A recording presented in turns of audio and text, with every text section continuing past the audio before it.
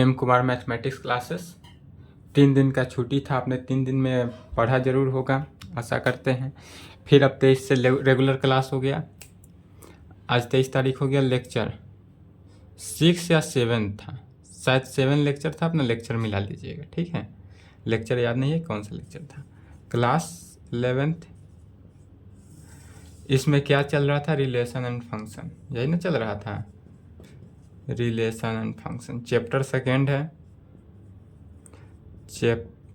Chapter second relation and function. Hindi में बोलते हैं संबंध और फलन।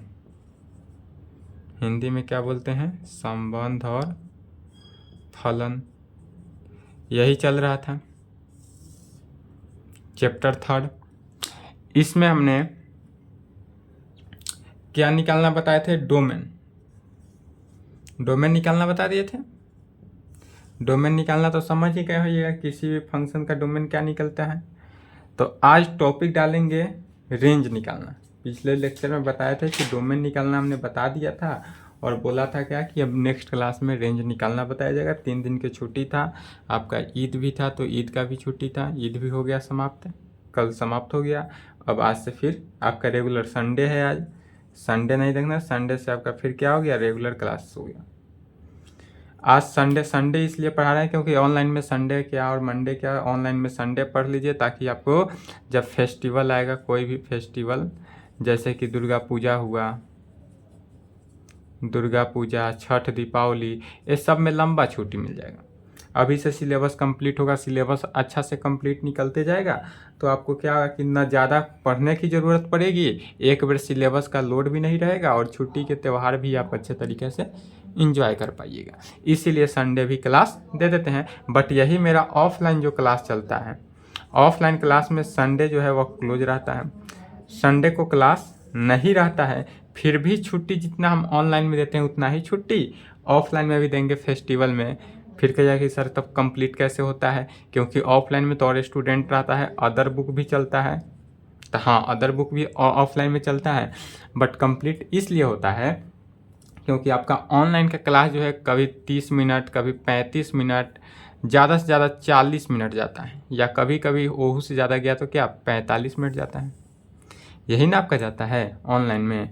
बट ऑफलाइन में तो ऐसा स्थिति नहीं है। ऑफलाइन में आपका क्लास जो है, हमारा क्लास के टाइम 1.5 घंटा रहता है। मेरे क्लास का टाइम 1.5 घंटा रहता है, जिसमें 1 घंटा 15 मिनट क्लास चलता है। तो 1 घंटा 15 मिनट समय के अनुसार इसी तरह सिलेबस कंप्लीट होता है। तो चलिए अब टॉपिक डालेंगे।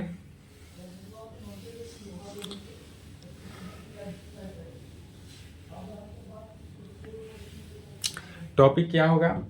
How to find range, range निकालना।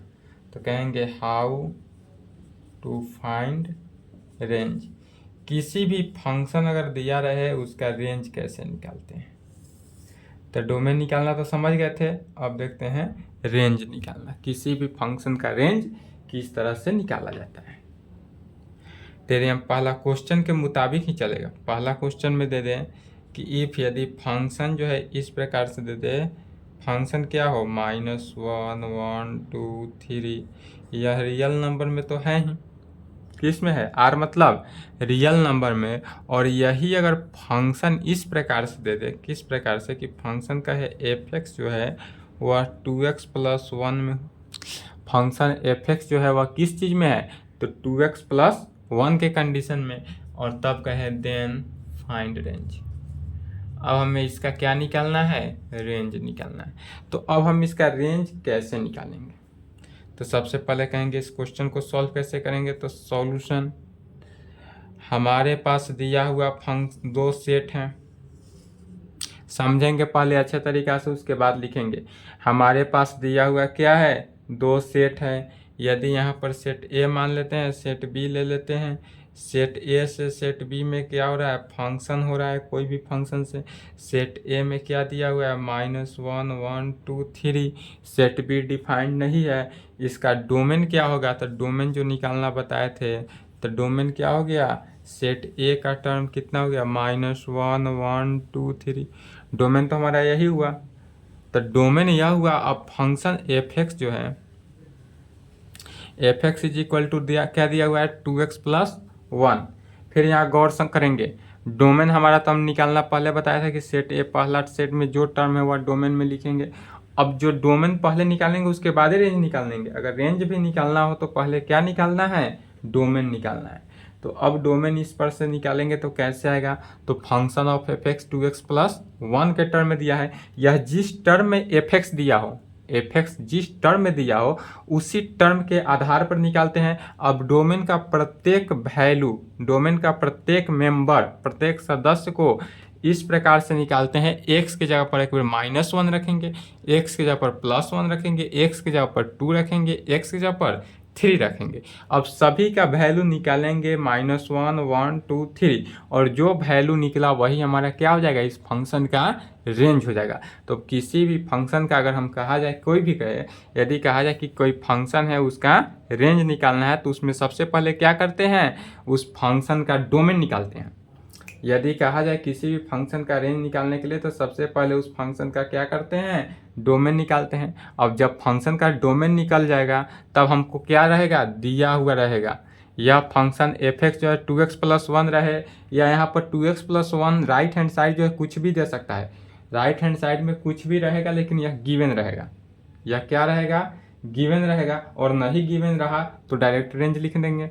तो वह नहीं रहेगा उसको नेक्स्ट क्वेश्चन में समझाते हैं। अगर रहेगा, दिया हुआ रहे तो कैसे निकालेंगे, तो दिया हुआ रहे तो ऐसे कहेंगे कि function F X is equal to 2x+1, तो एक्स यहाँ पर क्या करेंगे, पहले -1 पुट करेंगे तो f -1 क्या निकलेगा, तो 2 into -1 + 1 is equal to -2 + 1 is equal to क्या हो गया, -1 में। फिर अब क्या करना है, 1 रखेंगे तो एफ ऑफ 1 रखेंगे तो 2 into 1 + 1 is equal to 2 + 1 is equal to 3। F of 2 अगर रखते हैं यह 2 तो क्या हो गया, तो 2 इंटू 2 + 1 इज इक्वल टू 2 को 2 से मल्टीप्लाई किए 4 + 1 is equal to 5। F of 3 अगर निकालते हैं तो क्या करेंगे, 2 इंटू 3, यह जो x का टर्म है, x के टर्म को क्या किए, -1 से रिप्लेस किए, 1 से रिप्लेस किए, 2 से रिप्लेस किए एंड 3 से रिप्लेस किए। बाकी के सभी सदस्य जैसे है वैसे रहा, इज इक्वल टू 7। तो f -1, f1, f2, f3 निकला। अब यह जब टर्म निकल गया इसलिए कहेंगे रेंज, इसलिए हमारा रेंज क्या हो गया, तो range is equal to f -1, f-1, f1, f2, f3 हुआ। और यही जो वैल्यू निकला है उसी वैल्यू को क्या करेंगे, रख देंगे f -1 1, f1 3, f2 5, f3 7 और यही हमारा क्या हुआ, रेंज हुआ।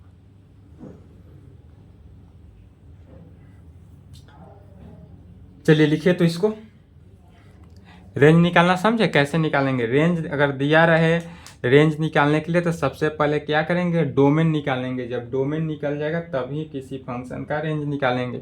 यहाँ पर फंक्शन एफ एक्स जो है वह अभी दिया है 2x+1, 1/2x+1 भी दे सकता है, cos x में भी दे सकता है, किसी भी कंडीशन में दे सकता है। किसी भी कंडीशन में रहे तो उसका निकाल सकते हैं। चलिए तो सभी केस में देखते हैं निकाल कर, पहले यहाँ तक लिखें।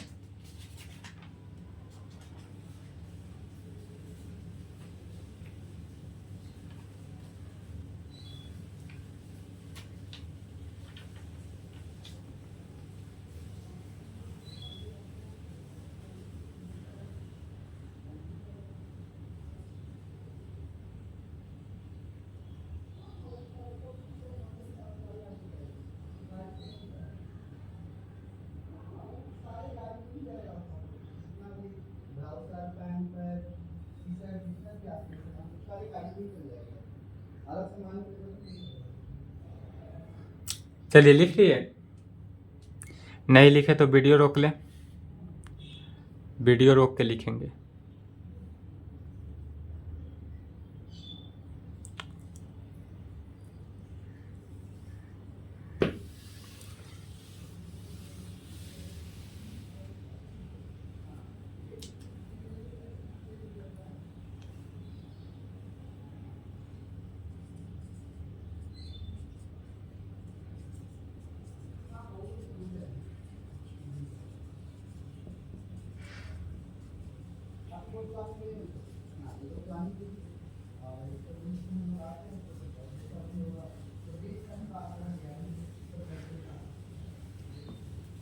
चलिए नेक्स्ट दूसरा क्वेश्चन आप समझेंगे। दूसरा क्वेश्चन कर रहा है find the range of the function F X is equal to modulus of X. यदि फंक्शन हमारा क्या दिया हुआ है F X is equal to modulus of X, यह फंक्शन जो है वह ऑलवेज गिवन रहेगा, तब इसका रेंज निकालना हो। तो रेंज निकालना हो तो सबसे पहले इसका डोमेन निकालते हैं। सबसे पहले क्या करते हैं, डोमेन निकालते हैं। तो इसका डोमेन क्या होगा, तो एफ एक्स, चूँकि function F X is equal to modulus of X में है, तो मॉडुलस ऑफ एक्स में है तो इसका डोमेन क्या होगा, रियल नंबर में होगा। इसका मॉडुलस नंबर क्या हो गया, रियल नंबर के केस में। अब चूंकि रियल नंबर होता है, रियल नंबर जितना है सभी रियल नंबर में हुआ। Real number function F X is equal to इतना दिया है, तो रियल नंबर कहाँ होता है, माइनस इन्फिनिटी से प्लस इन्फिनिटी तक होता है। अब माइनस इन्फिनिटी से प्लस इन्फिनिटी का वैल्यू तो हम रख नहीं सकते हैं, तो इसलिए इसका रेंज क्या कह सकते हैं, ध्यान से समझेंगे। इसलिए रेंज इसका क्या कह सकते हैं कि यह रेंज जो है वह 0 से लेकर इन्फिनिटी के बीच होता है। 0 के इक्वल होगा और इन्फिनिटी अनंत तक होगा। क्योंकि अनंत का वैल्यू निकाला नहीं जा सकता, इसलिए रेंज इस प्रकार से लिख देते हैं। यही अगर अनंत का वैल्यू निकाल पाते तो इसको निकालते, लेकिन इन्फिनिटी का वैल्यू तो चूँकि निकाल नहीं सकता है, इसलिए इस प्रकार लिखेंगे। चलिए लिखें, तीसरा क्वेश्चन भी लिखें। फाइंड द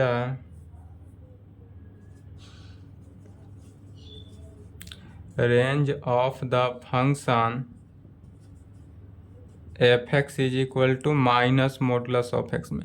यदि इस प्रकार से, इसको भी समझ ले पहले, find the range of the function F X is equal to minus modulus of X में दे, तो इसका डोमेन क्या हो जाएगा। तो सबसे पहले इस कंडीशन में रहे तो इसका डोमेन जो है वह हो जाता है मॉडुलस ऑफ माइनस एक्स है। निगेटिव के टर्म में मॉडुलस के दिया है तो रियल नंबर माइनस इन्फिनिटी से इन्फिनिटी हो जाता है मॉडुलस।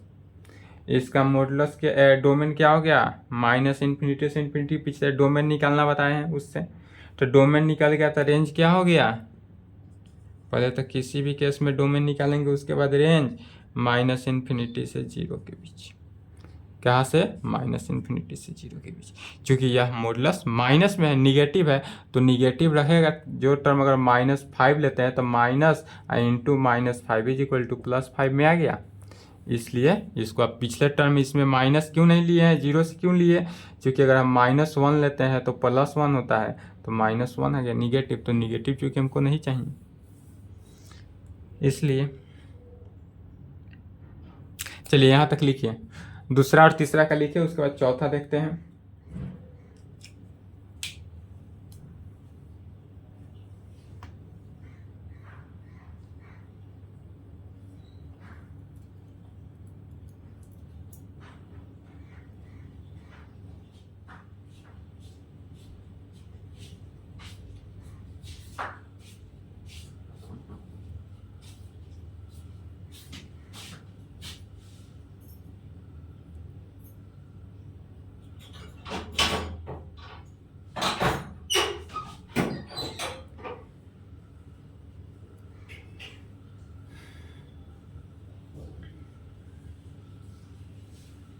चलिए लिख लिए, नहीं लिखे तो वीडियो रोकेंगे।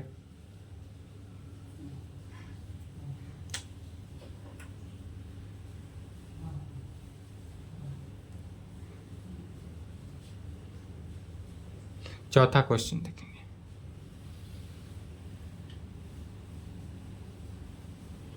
चौथा में बोल रहा है कि find the range of the function, इसका रेंज निकालना है। यदि हमारे पास फंक्शन क्या दे, तो यदि हमारे पास function F X is equal to 3 sin x + 5 हो, क्या हो हमारे पास फंक्शन यदि 3 sin x + 5 के केस में हो, तब इसका रेंज क्या होगा, लिख लिए।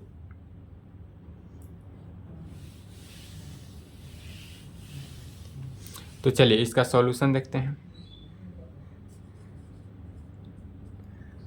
सबसे पहले कहेंगे वी नो डैट, चूँकि हम जानते हैं, वी नो डैट का हिंदी क्या होता है, हम जानते हैं।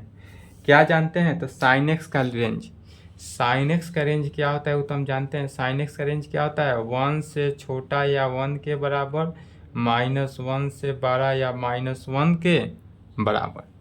साइन एक्स का रेंज क्या होता है, 1 से छोटा या 1 के बराबर, -1 से बड़ा या -1 के बराबर। अब हमको लाना क्या है, चूँकि हमको लाना है 3 sin x + 5, इसलिए हम क्या करेंगे, 3 से मल्टीप्लाई करेंगे, इस टर्म को लाएंगे। तो कहेंगे मल्टीप्लाइंग बाई 3। अब 3 से मल्टीप्लाई करेंगे तो तीनों टर्म है, तो -1 में 3 से मल्टीप्लाई किए तो -3 less than equal to 3 sin x less than equal to 3। चूँकि 3 से मल्टीप्लाई किए तो क्या होगा, प्रत्येक टर्म में 3 से मल्टीप्लाई होगा। अब हमारा 3 sin x तो आया, प्लस 5x लाना है, तो कहेंगे एडिंग 5। अब 5 क्या करते हैं, ऐड कर देते हैं, तो ऐड करेंगे तो क्या हो गया, -3 + 5 less than equal to 3 sin x + 5 less than equal to 3 + 5 के केस में आया। क्या किए, 5 को सभी टर्म के साथ ऐड किए, तब यहाँ पर क्या आएगा, तो -3 + 5 क्या हो गया, +2 3 sin x + 5x, 3 sin x + 5x, 3 sin x + 5x को क्या कहेंगे यहाँ से, fx, या फंक्शन क्या हो गया fx, और यह किससे 8 के बराबर। तो अब हमको इसका रेंज पता चल गया, फंक्शन fx का रेंज, fx फंक्शन का रेंज क्या होना चाहिए, 2 से बड़ा या 2 के बराबर, 8 से छोटा या 8 के बराबर। तो इस केस में भी आंसर कह सकते हैं, या इसी केस को इस प्रकार से, रेंज के केस में इस प्रकार से अरेंज कर सकते हैं, 2 के बराबर है इसलिए बड़ा ब्रैकेट, अगर बड़ा बराबर नहीं रहता तो स्मॉल ब्रैकेट, या ब्रैकेट देने का सिंबल ऑलवेज ध्यान में रखना है। सेट थ्योरी में ब्रैकेट का ध्यान ऑलवेज रखना है, ब्रैकेट के अनुसार ही यह केस हमेशा चेंज होते रहता है।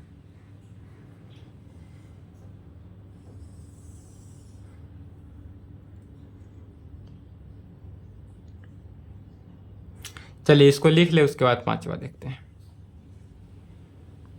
फास्ट लिखें।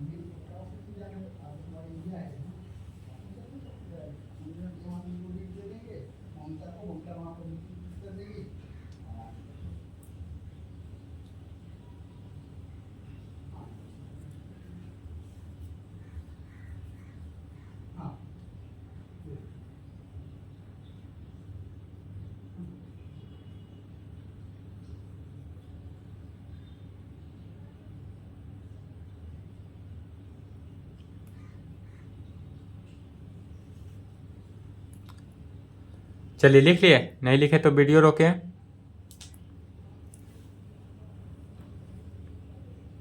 पांचवा क्वेश्चन है, find the range of the function fx is equal to, यदि इस प्रकार से दे दें 4 cos x + 11। यह टर्म अपना से दे रहे हैं, यह टर्म आपका क्वेश्चन में रहेगा गिवन, कुछ भी हो सकता है। चलिए वीडियो रोक ले।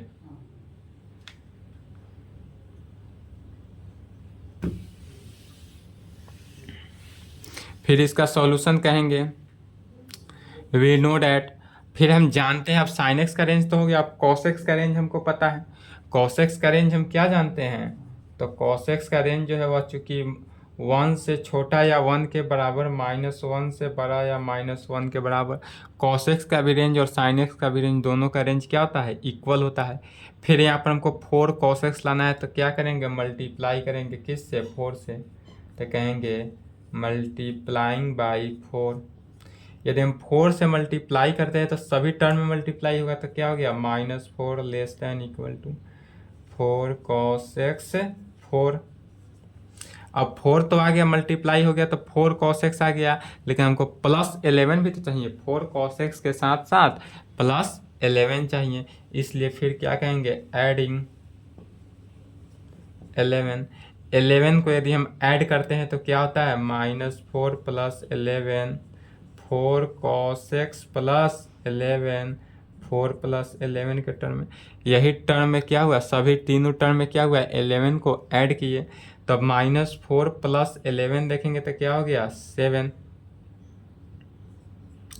4 cos x + 11 4 cos x + 11 को क्या कहेंगे fx 15। यही हुआ रेंज। यहाँ भी आंसर लिख सकते हैं या रेंज करके इस प्रकार से भी लिख सकते हैं क्या 7-15। यह कैपिटल ब्रैकेट क्यों लिखा जा रहा है, क्योंकि 7 के यहाँ पर क्या है इक्वल है। यदि 7 के इक्वल ना रहता तो स्मॉल ब्रैकेट लिखते, 15 के इक्वल ना रहता तो स्मॉल ब्रैकेट लिखते। यह रेंज जो है वह 7 के इक्वल होगा या 7 से बड़ा होगा और 15 से छोटा होगा या 15 के इक्वल होगा। यही इसका कहने का मीनिंग है। चलिए तो यहाँ तक लिखेंगे, यहाँ तक लिखे, उसके बाद नेक्स्ट क्वेश्चन। अब साइन कॉस में देख लिए फंक्शन, मॉडुलस में देख लिए, fx बराबर अगर लीनियर में हो तो देख लिए। अब यदि फंक्शन जो है 1/sin कॉस में रहे तो कैसे निकालेंगे, तो जो टर्म साइन में रहे वही टर्म कॉस में एक ही बात होगा, तो इसलिए अब क्या करेंगे उसको देखेंगे।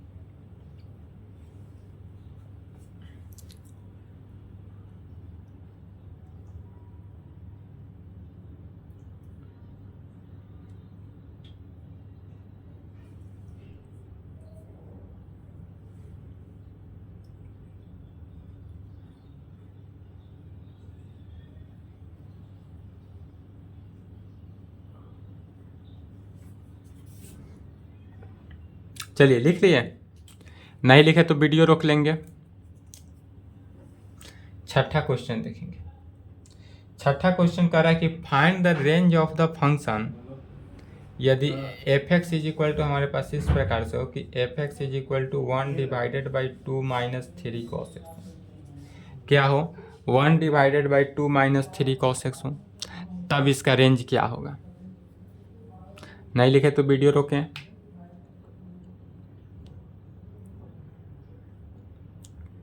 चलिए फिर यहाँ पर निकालना क्या है, cos x के ही टर्म में है, इसलिए कहेंगे we know that cos x का रेंज क्या होता है।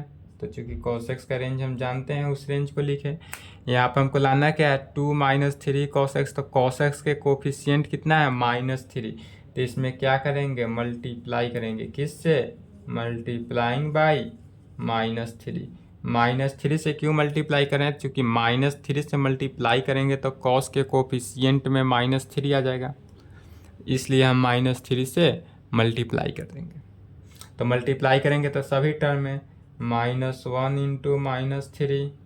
-3 cos x 1 × -3। अब मल्टीप्लाई किए तो क्या टर्म बना माइनस माइनस प्लस, तो 3 <, -3 cos x -3 के। अब इसमें लाना क्या है 2 - 3 cos x, तो ऐड करेंगे 2, एडिंग 2। यदि हम 2 को ऐड करते थे तो क्या होता है 2 + 3 2 - 3 cos x -3 + 2, पहले 2 करेंगे 2 - 3, तब यहाँ पर हमको क्या रिजल्ट आता है 2 और 3 5, 2 - 3 cos x -1। यहाँ तक इस कंडीशन को सेटिस्फाई करने पर चूंकि हमको 1/2 - 3 cos x लाना है, इसलिए 1 लाने के लिए क्या करेंगे टेकिंग रेसिप्रोकल ले लेंगे, टेकिंग रेसिप्रोकल। यदि हम इसका रेसिप्रोकल लेते हैं तो क्या हो जाएगा 1/5, 5 का रेसिप्रोकल 1/5। जब रेसिप्रोकल लेंगे यहाँ से देखेंगे, यदि मान लीजिए 2 जो है बड़ा है 1 से, यदि 2 बड़ा है 1 से, तब इसका हम रेसिप्रोकल लेते हैं तो क्या हो जाता है 1/2 जो है वो छोटा हो जाएगा 1 से। यदि 2 बड़ा है 1 से तब इसका रेसिप्रोकल लेंगे तो 1/2 ना हो जाएगा। 1/2 क्या हो गया, 1 से सॉरी, यदि 2 जो है वह बड़ा हुआ 1 से, 2 यदि बड़ा हुआ 1 से, अब इस केस में यदि हम रेसिप्रोकल लेंगे तो 1/2 जो है वह छोटा हो जाएगा किससे, 1 से। यदि 2 क्या है, बड़ा है 1 से, तब 1/2 रेसिप्रोकल लेने पर क्या होता है, छोटा हो जाता है। साइन यह जो है चिन्ह क्या होता है, बदल जाता है। बड़ा है तो छोटा, छोटा हो तो बड़ा के बराबर। तो यहाँ 5 जो है चूँकि बड़ा 5 जो है वह क्या है, छोटा है 2 - 3 cos x से, तो 1/5 क्या हो जाएगा, बड़ा हो जाएगा। तो greater than equal to 1/2 - 3 cos x, और लेस देन इक्वल टू है तो ग्रेटर देन इक्वल टू -1, चूँकि 1/1 -1 1 नहीं हुआ। तो जब भी रेसिप्रोकल लेंगे तो यह चिन्ह क्या होता है, बदल जाता है। यहाँ समझे, यदि 2 1 से बड़ा है तो इसका रेसिप्रोकल लेंगे तो 1/2 क्या हो गया, छोटा हो जाता है 1 से। तब अब इस पूरे केस में क्या कह सकते हैं, अब 1/2 - 3 cos x किसके बराबर है, फंक्शन f(x) के। 1/5 ग्रेटर देन इक्वल टू हुआ f(x) के ग्रेटर देन इक्वल टू -1। या इसी केस को इस प्रकार से भी लिख सकते हैं, -1 जो है less than equal to f(x) less than equal to 1/5। क्या लिखे फैन, कि यह -1 से बड़ा है f(x) या बराबर है तो वही केस हुआ, और 1/5 से छोटा है तो छोटा के ही केस में हुआ। अब इसी को यहाँ भी आंसर मार सकते हैं, या इसलिए कह सकते हैं रेंज -1 1/5। चलिए लिखे तो यहाँ तक लिखेंगे।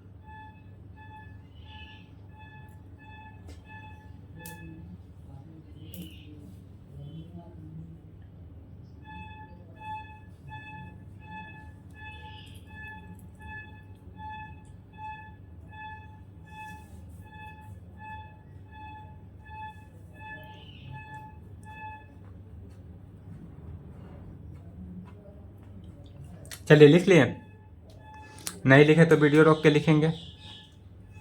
7वां क्वेश्चन दे रहे हैं। 7वां क्वेश्चन है, यदि find the range of function.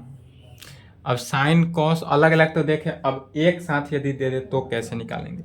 मान लीजिए कि यदि फंक्शन f(x) इस प्रकार से दे दे 3 sin x + 4 cos x, अब इस प्रकार से दे दे एक साथ, तो इसका रेंज कैसे निकालेंगे। चलिए यह लिख लिए, नहीं लिखे तो वीडियो रोक कर लिख ले।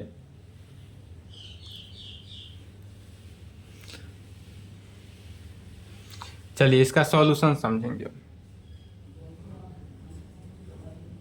क्या करेंगे, 7वां का सॉल्यूशन समझेंगे। सबसे पहले इसमें देखेंगे कि फंक्शन हमारे पास f(x) क्या दिया हुआ है। f(x) जो दिया है वो हमारे पास दिया है 3 sin x + 4 cos x। इसमें क्या करेंगे, sin x को इधर लिखे और 3 को इधर भेज दिए, +4 को बाद में भेजेंगे, पहले cos x को लिखे इंटू 4 को बाद में किए, इधर के टर्म को उस साइड भेज दिए। अब क्या करेंगे कि 5 से डिवाइड और 5 से मल्टीप्लाई, तो 5 से मल्टीप्लाई किए सभी टर्म में, और 5 से डिवाइड करेंगे तो sin x into 3/5 + cos x into 4/5।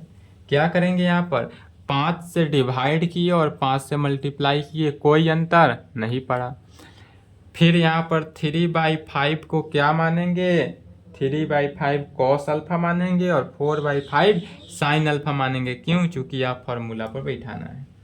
तो इज इक्वल टू कहेंगे 5 इंटू sine x into cos alpha plus cos x into sine alpha.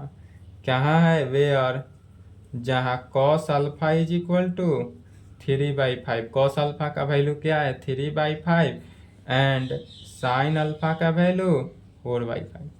Cos alpha का वैल्यू 3/5 हुआ, साइन अल्फा का वैल्यू 4/5 हुआ। तब इस कंडीशन में यहाँ तक आने के बाद अब क्या कहेंगे? फिर यहाँ पर देखेंगे sine alpha plus cos alpha या फॉर्मूला पर बैठा किसके? तो यहाँ पर 5 इंटू साइन एक्स प्लस अल्फा के फॉर्मूला पर। किस फार्मूला पर बैठा? एक्स प्लस अल्फा के फार्मूला पर, sine x into cos alpha plus cos x into sine alpha. अर्थात इस कंडीशन से यहाँ पर अब एफ एक्स का वैल्यू नया निकला। एफ एक्स का वैल्यू क्या निकला? 5 इंटू साइन एक्स प्लस अल्फा। क्या निकला? F X is equal to 5 sine x plus alpha के केस में। तब कहेंगे अब साइन एक्स प्लस अल्फा का range, sine x plus alpha, समझेंगे फिर से, साइन एक्स प्लस अल्फा का रेंज। तो यहाँ पर थीटा के एंगल में कुछ भी हो उस पर ध्यान नहीं देना है। साइन एक्स का साइन थीटा का जो वैल्यू होता है वही वैल्यू लिख देते हैं। अब यहाँ तक लिखने के बाद अब इसमें क्या करना है? 5 से मल्टीप्लाई कर देना है। यहाँ तक आने के बाद कहेंगे मल्टीप्लाइंग बाई 5 से मल्टीप्लाई करेंगे सभी टर्म में, तो क्या हो गया? -5 5 साइन एक्स प्लस अल्फा 5। तो यहाँ sine 5 sine x plus alpha का वैल्यू निकला is equal -5 less than equal to function F X कह सकते हैं।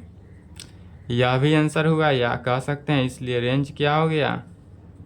-5 5।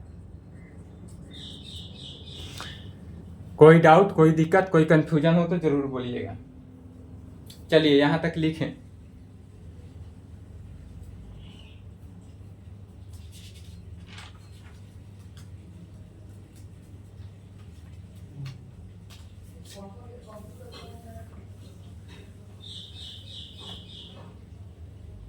या 5 से ही डिवाइड क्यों किए हैं? क्योंकि यह ट्रिगोनमेट्रिकल फंक्शन से आधार पर यदि यह 3 या 4 है तो यह एच क्या होता है? 5 होता है, इसलिए किए हैं। समझे? चलिए यहाँ तक फास्ट लिखे, उसके बाद इस मेथड पे एक और क्वेश्चन सॉल्व कर देते हैं ताकि कहीं से दिक्कत ना हो।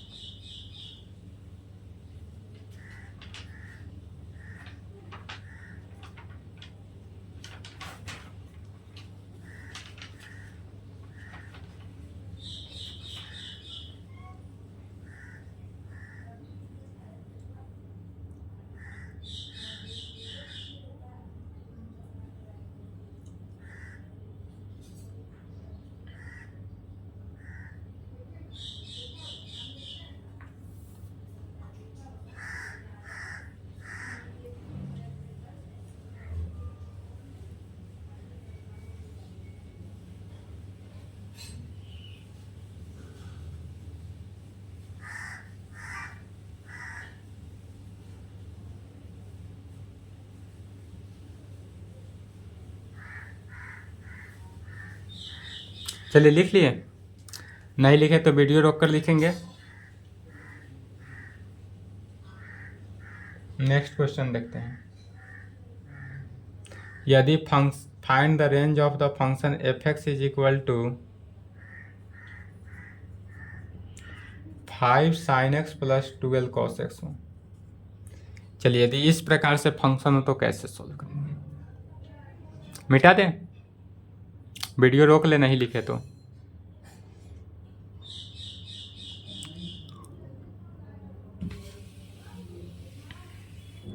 समझेंगे।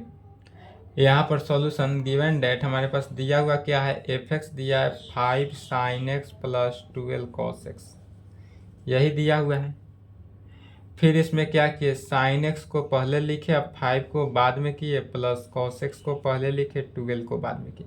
फिर यहाँ पर देखेंगे ट्रिगोनमेट्रिकल से, अगर यह 5 यह 12 तो यह कितना? 13 होगा। तो इसमें किस चीज़ से डिवाइड करेंगे, 2 से या 12 से या 5 से? तो ना 2, 12, 5 से डिवाइड करेंगे, इसमें 13 से डिवाइड करेंगे। जो एच आता है उसी से डिवाइड किया जाता है। किस टर्म से डिवाइड करते हैं? एच के फॉर्म से, ताकि यह हमारा रिजल्ट बने। तब इसमें 13 से मल्टीप्लाई किए, 13 से डिवाइड किए, तो कोई फर्क नहीं। cos x इंटू 12/13 के केस में किए। अब इज इक्वल टू, इसी को इस प्रकार से भी लिख सकते हैं, 13 इंटू साइन एक्स इंटू 5/13 को क्या माने, cos alpha, plus cos x into 12/13 को साइन अल्फा माने। फिर लिख देंगे वेयर, जहाँ यह लिखना अनिवार्य है, क्या लिखेंगे, cos alpha is equal to 5/13 and sine alpha is equal to 12/13 लिखेंगे।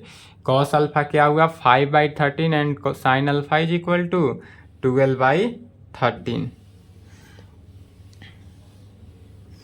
इसलिए यहाँ पर अब फिर आएंगे तो is equal to 13 into sine x into cos alpha plus cos x into sine alpha is equal to किस पर, साइन एक्स प्लस अल्फा के टर्म में बैठा।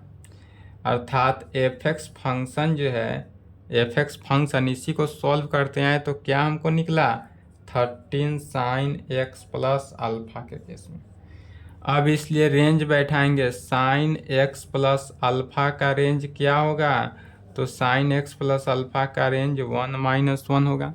किस केस में, तो यह एक्स के जगह पर कुछ भी रहे उससे कोई वैल्यू नहीं, कोई अंतर नहीं पड़ता।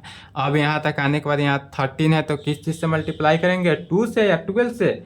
तो ना 2 से मल्टीप्लाई करेंगे ना 12 से मल्टीप्लाई करेंगे, जो टर्म लाना हो वही टर्म से मैंने 13 से मल्टीप्लाई करेंगे।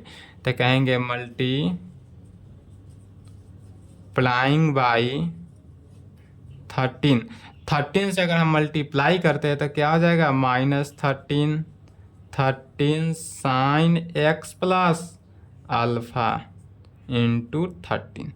अब यही फिर कहेंगे -13 साइन एक्स प्लस अल्फा के जगह पर क्या है, फंक्शन ऑफ एफ एक्स है, तो फंक्शन ऑफ एफ एक्स को लिखेंगे इंटू 13। यह भी आंसर हुआ, या इसलिए यहाँ पर रेंज इस प्रकार से भी दर्शा सकते हैं। क्या हुआ, -13 to 13, ब्रैकेट स्मॉल देंगे कि कैपिटल, तो यहाँ पर जहाँ इक्वल टू रहे वहाँ पर कैपिटल ब्रैकेट दे देते हैं, और जहाँ इक्वल टू ना रहे वहाँ स्मॉल ब्रैकेट। चलिए यही आंसर हुआ। तो रेंज निकालने में कहीं से कोई डाउट, कोई कन्फ्यूजन हो तो ज़रूर संपर्क करें। यदि डोमेन निकालने में, रेंज निकालने में कहीं से कोई कन्फ्यूजन होगा तो ज़रूर बोलिए। आज के लिए इतना ही रहने देते हैं, यहाँ तक लिखें। फिर आपका नेक्स्ट क्लास में चलेगा पीरियड ऑफ ए फंक्शन,